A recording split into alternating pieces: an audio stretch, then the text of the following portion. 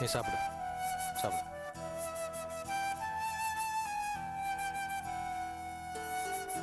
Bharani coffee சாப்பிடு. எடுத்துக்க பரணி.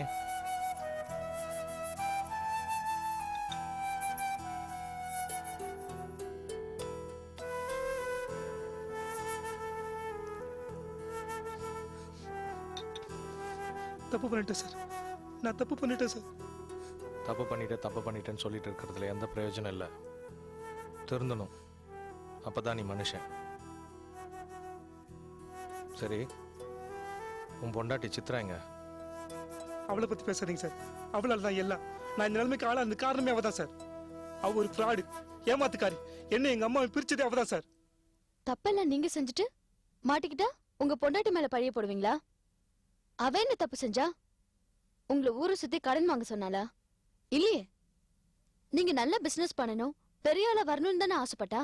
எல்லா பொண்டாட்டிகளும் ஆசைப்படுறது தானே, அது நியாயம் தானே. அவளை பத்தி உங்களுக்கு தெரியாதுப்பா. நான் உங்க கூடிய அம்மா கூடிய சண்டை போடுறதுக்கு காரணமே அவதான். நாம நினைச்சிட்டு இருக்க மாதிரி அவனு குஜராத்தி கிடையாது, பணக்காரியும் கிடையாது. சாதாரண தமிழ் ஏழை பொண்ணு. என்னை ஏமாத்திட்டா எங்க வீட்டுக்கு மருமகள் ஆயிருக்கா. அவ பணத்துக்கு ஆசைப்பட்டுதான் நீங்க அவளை காதலிச்சீங்களா?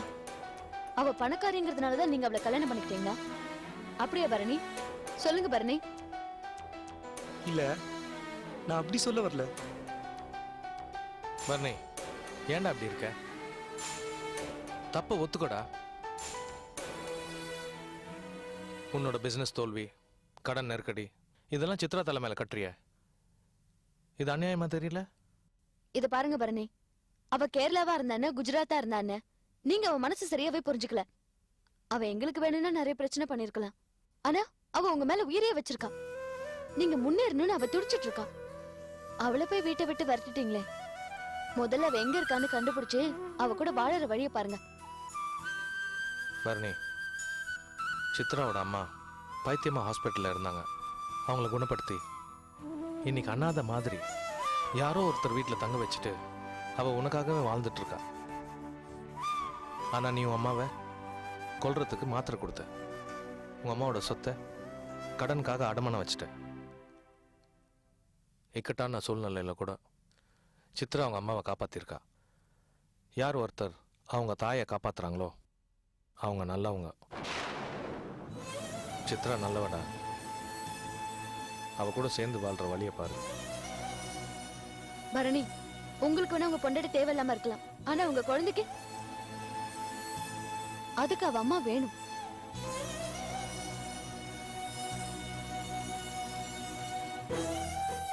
நான் மட்டும் ஜெயிலுக்கு போகாம வந்தா நிச்சயம் அவ கூட சேர்ந்து வாழ்வாங்க. நீ ஜெயிலுக்கு போக மாட்ட. உங்க அம்மா உன்னை நிச்சயமா காப்பாத்திடுவாங்க.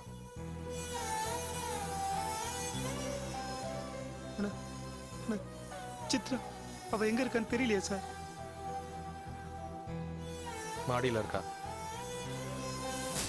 சித்ரா, சித்ரா.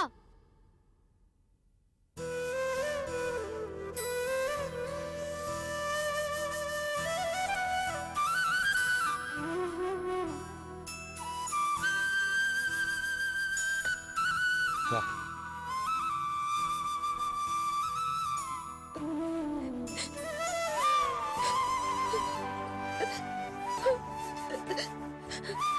தப்பு பண்ணிட்டேன் பரணி, என்ன மன்னிச்சிருங்க பரணி. நான் தப்பு பண்ணிட்டேன் பரணி. இல்ல சித்து, நான் தான் தப்பு பண்ணிட்டேன். இல்ல பரணி, நான் தான் தப்பு பண்ணிட்டேன். இல்லடா சித்து, நான் தான் தப்பு பண்ணிட்டேன்.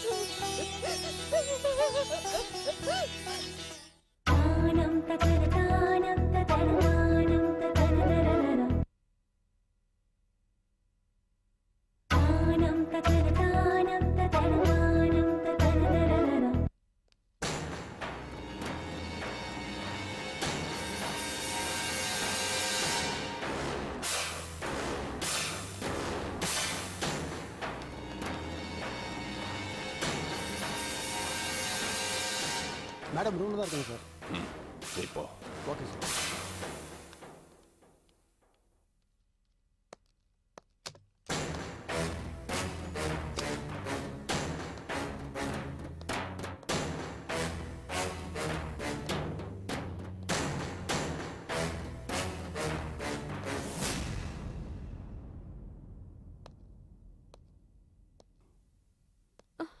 பேபி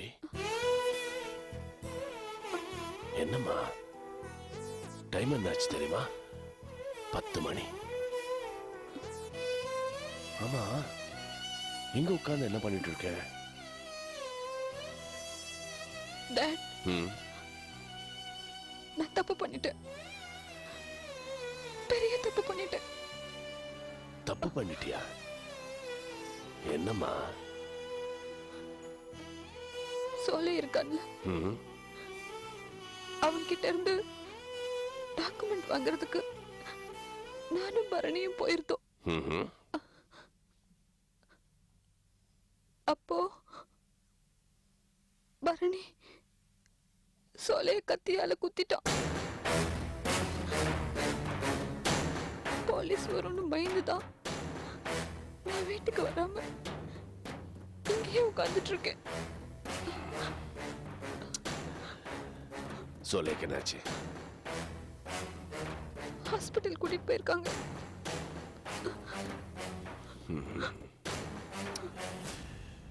பயப்படாத, போலீஸ் வரல. சோலைக்கு ஒன்றும் ஆயிருக்காது. அது மட்டும் இல்லை, எனக்கு என்னமோ அவர் போலீஸ் கம்ப்ளைண்ட் கொடுத்துருக்க மாட்டாருன்னு தோணுது.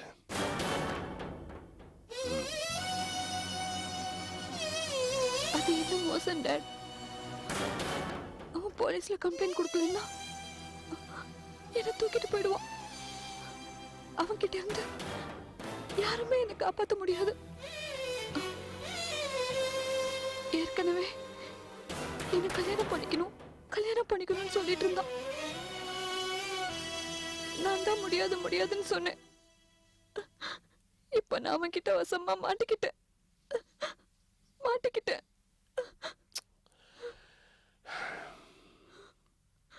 மோகினி, சோலை கிட்ட இருந்து தப்பிக்கிறதுக்கு ஒரு வழி இருக்கு.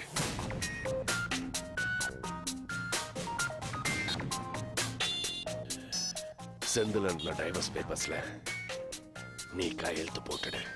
டாட், சொல்றது முழுசா கேளு. அந்த பேப்பர்ஸ்ல நீ கையெழுத்து போட்டு அத சோலை கிட்ட கொடு. சோலை, நான் பரணி பேச்சு கேட்டு தான் இந்த தப்பு பண்ணேன், என்ன மன்னிச்சுதான்னு ஒரு வார்த்தை சொல்ல. இருந்தாலும் நீ போலீஸ் கம்ப்ளைண்ட் கொடுக்காம என்ன காப்பாத்திட்ட. இப்போதான் எனக்கு புரியுது நீ என் மேல எவ்வளவு பாசம் வச்சிருக்கேன்னு.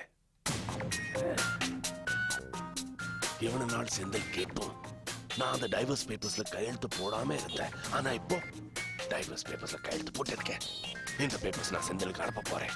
டைவர்ஸ் வரப்போதும். டைவர்ஸ் வந்த உடனே நம்ம கல்யாணம் பண்ணிக்கலாம்னு கொஞ்சம் உருக்கமா பேச, சென்டிமெண்டலா பேச போதும். சப்போஸ் அவர் போலீஸ் கம்ப்ளைண்ட் கொடுக்கணும்னு நினைச்சா கூட நீ பேசுறது கேட்டு அவர் எண்ணத்தை மாத்திக்குவாரு.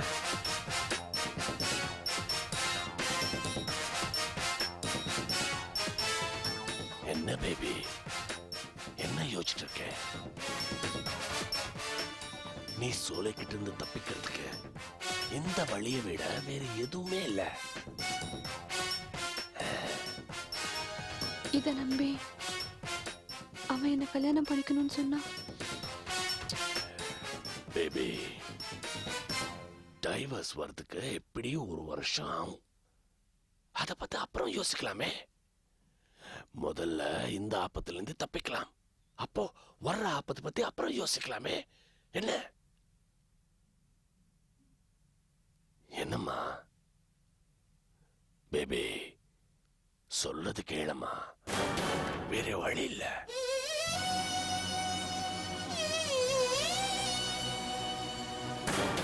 ஓகே.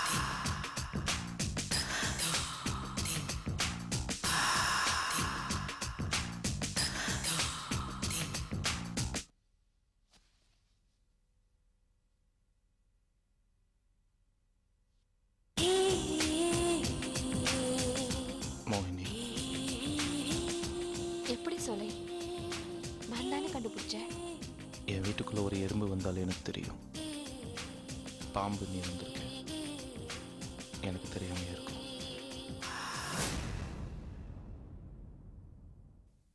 கையெடு.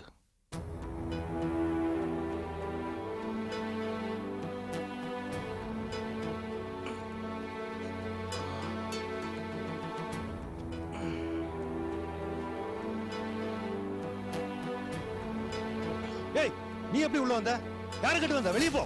தாஸ், நீ போ, நான் பேசிக்கிறேன். அது இல்லை சார். கத்தியால குத்திடுவாங்கன்னு பயப்பறியா தாஸ்? உன் முதலாளி சாக மாட்டான். நீ போ. சார் அப்புறமா சாப்பிட்டுக்கிறேன். போ.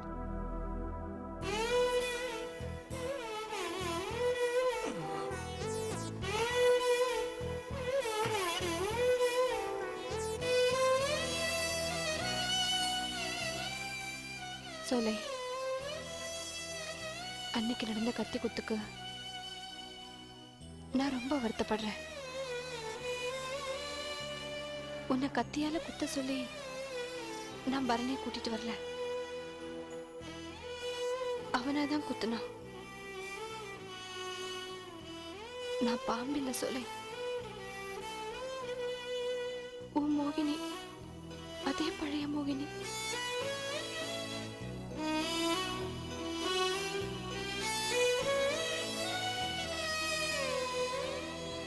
இப்ப உன் மனசுல நான் இல்லையா சோலை? மோகினி, என் மனசுல நீ என்னைக்குமே இருக்க. என்னால ஒண்ணு மறக்க முடியாது. இது போதும் சோலை, இந்த ஒரு வார்த்தை போதும். நான் இப்ப ஒரு முடிவோட தான் வந்திருக்கேன். இங்க பாரு, செந்தில் எனக்கு அனுப்பின டிவோர்ஸ் நோட்டீஸ். நான் இதுல கையெழுத்து போட்டு அவருக்கு அனுப்ப போறேன். நான் முடிவு பண்ணிட்டேன்.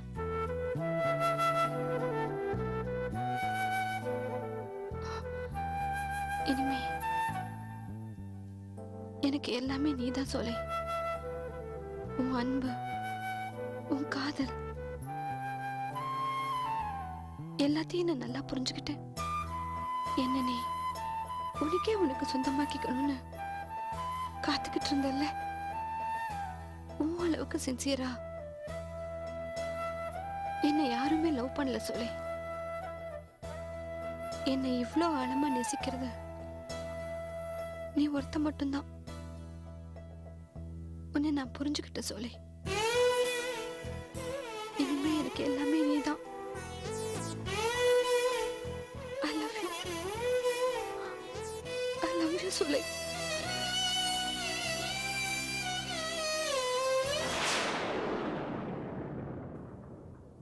மோகினி, நான் இப்ப பழைய சோலே இல்லை. என்னைக்கு ரங்கநாயகி அம்மா என் வீட்டுக்கு வந்து என்கிட்ட பேசினாங்களோ, எப்போ மற்றவங்க பொருளுக்கு ஆசைப்படக்கூடாதுன்னு சொன்னாங்களோ,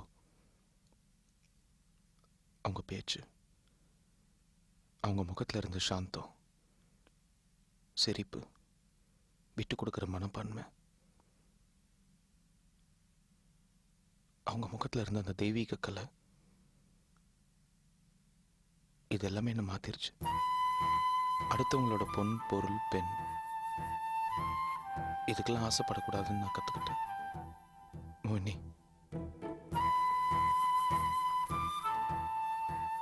நீ செந்திலோட தான் வாழணும்.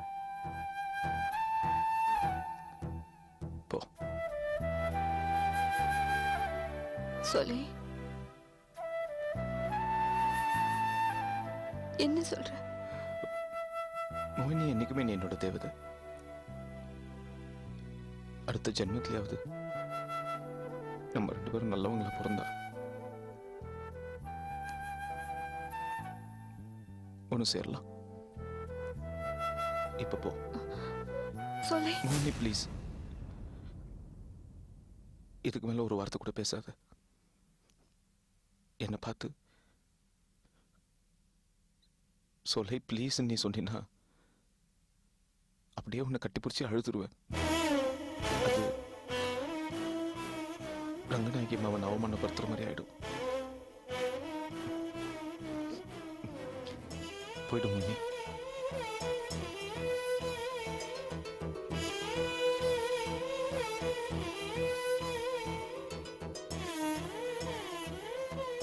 தயவு செய்து நான் அப்படி பார்க்காத மோகினி. நீ இப்படி பார்த்தீங்கன்னா நான் மாறிடுவேன். உன் பார்வை என்ன நிராயுத பண்ணி ஆக்கிடும். நான் நல்லவன் நான் வாழணும்னு ஆசைப்படுற மோகினி. போயிடும்.